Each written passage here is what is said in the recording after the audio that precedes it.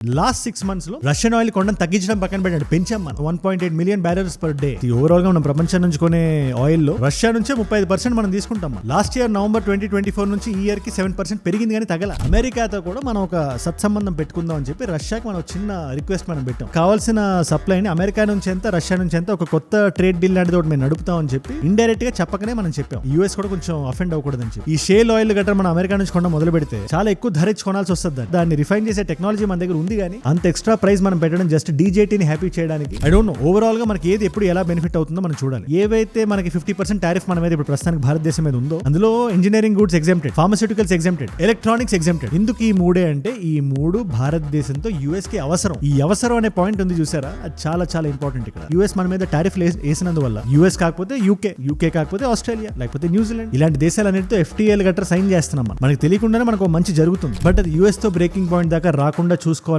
మన ప్లాన్ ఇప్పుడు ప్రస్తుతానికి. కింద కనబడే సబ్స్క్రైబ్ బటన్ నొక్కి పెట్టేసుకోండి. డన్.